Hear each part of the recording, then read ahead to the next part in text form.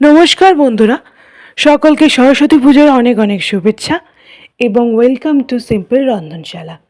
আজ আমি আপনাদের সঙ্গে একদমই সিম্পল এবং সরস্বতী পুজো উপলক্ষে একটি নিরামিষ রেসিপি শেয়ার করে নেব। তো চলুন বন্ধুরা, দেখে নিই। প্রথমেই নিয়ে নিয়েছি আলুটাকে খুব ভালো করে আমি গ্রেট করে নিয়েছি। এবার এই গ্রেট করা আলুটাকে আমি জলে ধুয়ে নেব। প্রায় 5 থেকে 6 বার খুব ভালো করে জল দিয়ে ধুয়ে নিতে হবে, যতক্ষণ না আলুর কষটা যাচ্ছে। দেখুন বন্ধুরা, ঠিক এভাবেই কিন্তু আমরা পুরোটা ধুয়ে নিচ্ছি। এবার কড়াইতে 3 থেকে 4 চামচ সাদা তেল দিয়ে তেলটা খুব ভালো করে গরম হয়ে গেলে প্রথমেই দিয়ে দেব তেজপাতা, কারি পাতা আর শুকনো লঙ্কা ফোড়নের জন্য। শুকনো লঙ্কা, তেজপাতা, কারি পাতাটাকে হালকা করে ভেজে নিয়েছি। এবার যে গ্রেট করে রাখা আলুটা ছিল ওটাকে জল ঝরিয়ে নিয়েছি। এবার সেই শুকনো আলুটাই তেলে দিয়ে দেব। ঝুড়ো করে কাটা আলুটা আমি দিয়ে দিয়েছি। এবার মিডিয়াম থেকে হাই ফ্লেমে নেড়ে ছেড়ে ভেজে নিতে হবে। খেয়াল রাখতে হবে এটা যেন পুড়ে না যায়, এবং আপনারা চাইলে কিন্তু এর সাথে অন্য সবজিও দিতে পারেন। এটাকে 2 থেকে 3 মিনিট হালকাভাবে ভেজে নিয়েছি। দেখুন বন্ধুরা, আলু ভাজার রঙটা কিন্তু আস্তে আস্তে পাল্টাবে, অর্থাৎ আলুটা আস্তে আস্তে সিদ্ধ হবে। এবার আমি দিয়ে দেবো বাদাম। বাদাম দেওয়ার পর এর সাথে দিয়ে দেবো আমি স্বাদ মতো নুন একদমই অল্প পরিমাণে দিয়েছি। এবার এটাকে খুব ভালো করে নেড়ে নেব। নাড়াচাড়া হয়ে গেলে কিন্তু এটাকে মিডিয়াম আঁচে কুক হতে দিতে হবে বেশ কিছুক্ষণ। সরস্বতী পুজো উপলক্ষে আমি কিন্তু 2টো নিরামিষ রেসিপি আজকে আপনাদের সঙ্গে শেয়ার করে নেব, তো অবশ্যই বাড়িতে ট্রাই করুন। আর আমি এতে অল্প পরিমাণে হলুদ গুঁড়ো দেবো। হলুদ গুঁড়ো দিয়ে নেড়ে ছেড়ে নিলেই এটা কিন্তু রেডি হয়ে যাবে। ভাজা ভাজা রেডি হয়ে গেছে আলু কারি। এবার আমি এর সাথে অন্য একটা রেসিপি শেয়ার করছি। প্রথমেই নিয়ে নিলাম বিনস, গাজর টুকরো করে কেটে নিয়েছি, এবং তার সাথে নিয়ে নিয়েছি বাঁধাকপিটাকে কিন্তু আমি গ্রেট করে নিয়েছি। কড়াইতে 3 থেকে 4 চামচ সাদা তেল দিয়ে তেল গরম হয়ে এলেই প্রথমেই আমি দিয়ে দেব বিনস।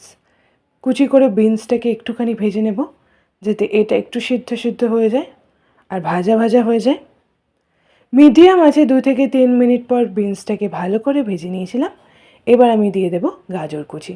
দেখুন বন্ধুরা, গাজরটাকে কিন্তু আমি টুকরো করে কেটেছি, সরু জুলিয়ান করে কাটিনি। এবং এর সাথেই দিয়ে দিলাম গ্রেট করা বাঁধাকপি কুচি দেওয়ার পর গাজর, বিনস, বাঁধাকপি সবটাকে খুব ভালো করে আমি নেড়ে ছেড়ে ভেজে নেব। এটা খুব একটা বেশি সময় লাগবে না বন্ধুরা। আপনারা চাইলে কিন্তু এর সাথে টমেটো কুচিও দিতে পারেন, তবে সেটা আমি পরে অ্যাড করব। এবার আমি দিয়ে দিলাম বাদাম দেওয়ার পর এর সাথে দিয়ে দিলাম কাঁচা লঙ্কা, এবং তারপরে দিয়ে দিলাম টমেটো কুচি, কাঁচা লঙ্কা সবটাকে খুব ভালো করে ভেজে নিলাম। এরপরে দিয়ে দিলাম তেজপাতা এবং শুকনো লঙ্কা ফোড়নে, এবং তার সাথে দিয়ে দিলাম আদা বাটা।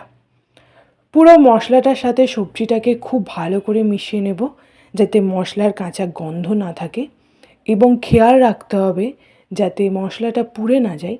সেই জন্য আমি মিডিয়াম আঁচে পুরোটা রান্না করে নেব। এবার আমি উপর থেকে দিয়ে দিলাম চিনি, কারণ এটা একটু মিষ্টি মিষ্টি রান্না হবে। তার সাথে দিয়ে দিলাম নুন স্বাদ মতো। এরপরে দিয়ে দিলাম হলুদ গুঁড়ো 1/2 চামচ। হলুদ গুঁড়ো দেওয়ার পর এটাকে খুব ভালো করে নেড়ে চেড়ে নেব। দেখুন বন্ধুরা, দেখতে কিন্তু দারুণ লাগছে, এবং সবজিটাও কিন্তু অনেকটাই প্রায় সিদ্ধ হয়ে গেছে। এবার আমি এতে দিয়ে দেব আজকের রেসিপির প্রধান উপকরণ, ভাতের ফ্যান, যেটা আমরা কিন্তু অনেকেই খাই না বা ফেলে দিয়ে থাকি। সেরকম একটা উপকরণ দিয়ে কিন্তু আজকের এই নিরামিষ এবং হেলদি রান্নাটা আমি করব। ভাতের ফ্যানটা দিয়ে দিয়েছি। এবার সব সবজির সাথে এটাকে খুব ভালো করে মিশিয়ে নেব। ভাতের ফ্যানের মতো একটা উপকরণ দিয়ে এরকম একটা রেসিপি অবশ্যই আপনারা বাড়িতে বানিয়ে দেখুন। এবার আমি এটাতে দিয়ে দেব কিশমিশটাকে আগে থেকে ভিজিয়ে রেখেছিলাম বন্ধুরা। আপনারা চাইলে কিন্তু এর সাথে কাজু বাদামও দিতে পারেন। এবার এটাকে বেশ কিছুক্ষণ ফুটতে হবে মিডিয়াম থেকে হাই ফ্লেমে। 3 থেকে 4 মিনিট এটাকে ভালো করে ফুটিয়ে নেব।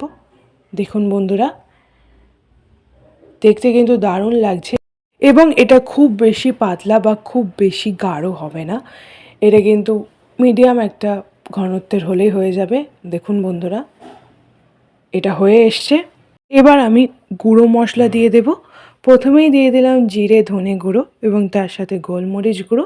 ভাজা মশলা গুঁড়ো দেওয়ার পর এবার আমি এতে দিয়ে দেব ধনেপাতা কুচি। ধনেপাতা কুচি এবং মশলা দেওয়ার পর এটাকে আরেকটু নেড়ে চেড়ে ভালো করে ফুটিয়ে নিলেই কিন্তু আজকের এই রেসিপি তৈরি হয়ে যাবে। তো ভাতের ফ্যান দিয়েও কিন্তু আমরা এরকম একটা টেস্টি এবং মুখরোচক রেসিপি বানাতে পারি এবং পুজোর দিনে নিরামিষভাবে কিন্তু আপনারা এই রেসিপিটা বানিয়ে নিতে পারেন।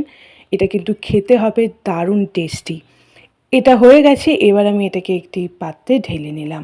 তো আজকে আমাদের স্পেশাল নিরামিষ রেসিপি ফ্যান পাসিন্দা রেডি হয়ে গেছে। এবার এটাকে গরম ভাত এবং আলু কারির সাথে সার্ভ করে নেব। ফ্যান দিয়ে অর্থাৎ ঘরে থাকা একদম একটা উপকরণ দিয়ে আজকে কিন্তু আমি এই রেসিপিটা বানিয়েছি। নিরামিষ রেসিপি, যেটা যে কোনো দিন বিশেষ করে পুজো উপলক্ষে আপনারা বাড়িতে বানিয়ে নিতে পারেন। তো অবশ্যই রেসিপিটা ট্রাই করে দেখুন, আমাদেরকে কমেন্ট করে জানান রেসিপিটা কেমন লাগলো। ভালো লাগলে লাইক করে দিন, শেয়ার করে দিন এই রেসিপিটিকে। আমাদের চ্যানেল সিম্পল রন্ধনশালাটিকে সাবস্ক্রাইব করে দিন, পাশের বেল আইকনটি প্রেস করে দিন নতুন ভিডিওর নোটিফিকেশান পাওয়ার জন্য এবং অবশ্যই আমাদের চ্যানেলের সাথে থাকুন। ধন্যবাদ।